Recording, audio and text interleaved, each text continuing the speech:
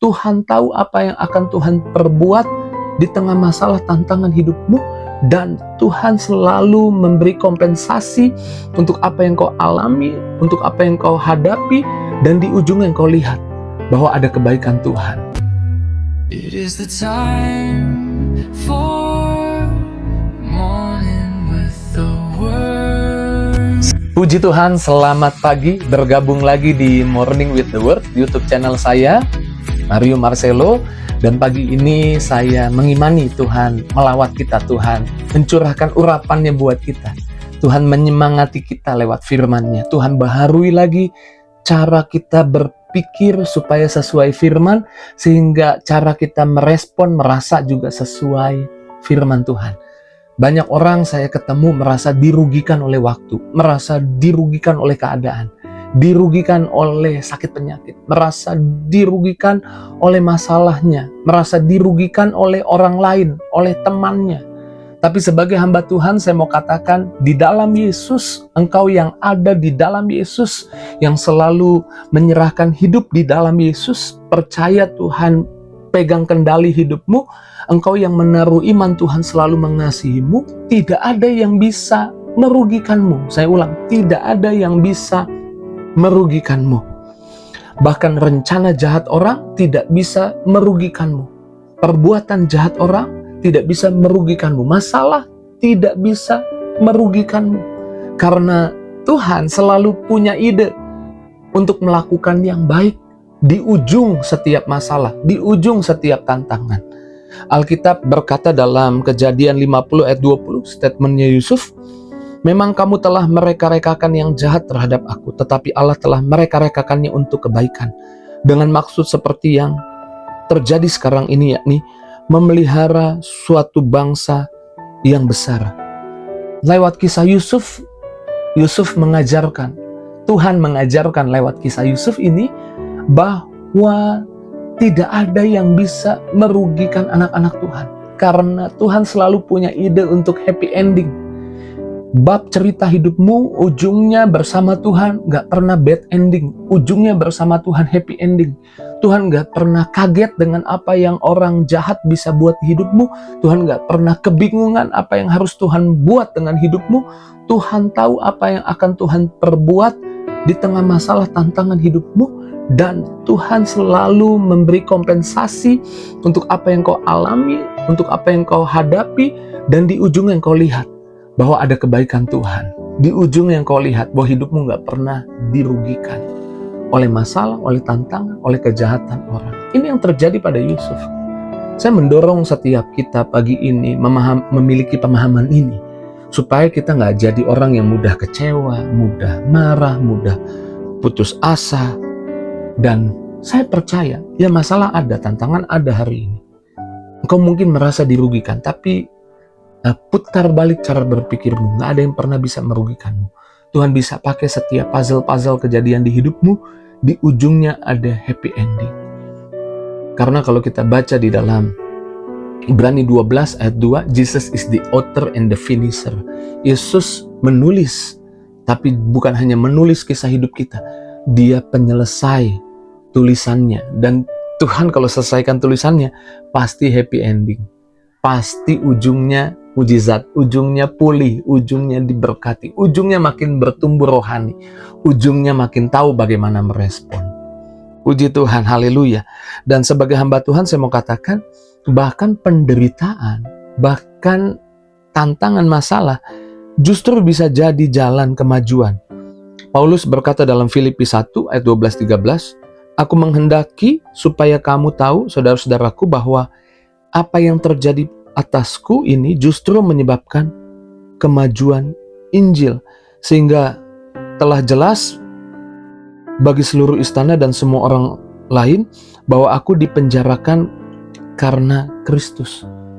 Apa yang terjadi pada Paulus di penjara, Paulus berkata tidak bisa menghentikan untuk memberitakan Injil. Bahkan dia berkata seperti ini, apa yang terjadi atasku menyebabkan kebaikan. Jadi mau bilang gak ada yang bisa merugikanku. Bahkan aku di penjara gak merugikanku. Penjara tempat aku berduaan dengan Tuhan. Tuhan kasih hikmatnya, Tuhan kasih pengertiannya untuk Tuhan buat aku bisa menulis dengan tenang di ruang penjara tanpa gangguan siapapun. Jadi Paulus tidak mengizinkan pikirannya berkata bahwa dia sedang dirugikan. Dia mengizinkan pikirannya berkata seperti apa yang Tuhan katakan, bahwa tidak ada yang bisa merugikan dia bersama Tuhan. Dan kita tahu ujungnya, apa yang kita baca hari ini di Perjanjian Baru, 2/3 yang tulis adalah Paulus. Tidak ada yang bisa merugikan anak-anak Tuhan. Kenapa? Karena Tuhan selalu punya ide untuk membuat semua itu jadi kebaikan buat anak-anaknya. Roma 8 ayatnya yang ke-28 dikatakan, kita tahu sekarang bahwa Allah turut bekerja dalam segala sesuatu untuk mendatangkan kebaikan bagi mereka yang mengasihi Dia, yaitu bagi mereka yang terpanggil sesuai dengan rencananya. Saya lebih suka sebetulnya dalam versi New American Standard Bible, ditulis seperti ini kurang lebih terjemahannya. Allah memerintahkan segala sesuatu di sekitarmu yang mungkin buat orang itu buruk, buat orang itu masalah, buat orang itu tantangan, kasih berkat buat hidupmu. Bekerja untuk kamu. Dalam arti lain saya sering berkata bahwa berhenti berpikir kehidupan sedang ngerjain kamu. Tapi pahamilah bahwa Tuhan sedang memerintahkan bahwa kehidupan bukan sedang ngerjain kamu, kehidupan sedang bekerja untuk kamu. Jadi masalah bukan sedang ngerjain kamu, masalah sedang kerja untuk kamu. Sakit penyakit bukan sedang ngerjain kamu, sakit penyakit sedang kerja untuk kamu. Apa yang terjadi di hidupmu yang mungkin buat orang melelahkan, membuat capek adalah masalah tantangan, merugikan. Tapi di dalam Tuhan itu semua sedang disuruh Tuhan mendatangkan berkat atau bekerja untuk hidupmu. Sehingga membuatmu dewasa rohani, membuatmu semakin paham menghadapi masalah tantangan. Sehingga masalahnya masih ada, sakitnya masih ada, utangnya masih ada, tapi khawatirnya sudah pergi. Cemasnya sudah tidak ada, gentarnya sudah tidak ada. Karena yakin percaya bahwa ujung perjalanan hidupnya ada berkat Tuhan, ada mujizat, ada kasih setia Tuhan. Saya doa renungan pagi ini di hari ini boleh menguatkan setiap kita yang mungkin sedang ada masalah, sedang ada tantangan, dan berpikir saya dirugikan Pak sama masalah, saya dirugikan sama waktu, saya dirugikan sama sakit penyakit. Di dalam Yesus, saya rindu mungkin saudara boleh baca Yesaya 61 ayatnya yang ke-7, bahwa sebagai ganti rasa malu yang kau alami, sebagai ganti masalah tantangan yang kau hadapi, Tuhan memberimu berkat 2 kali lipat. Tuhan kita Tuhan yang suka mengkompensasi setiap kerugian kita. Karenanya jangan putus asa hari ini.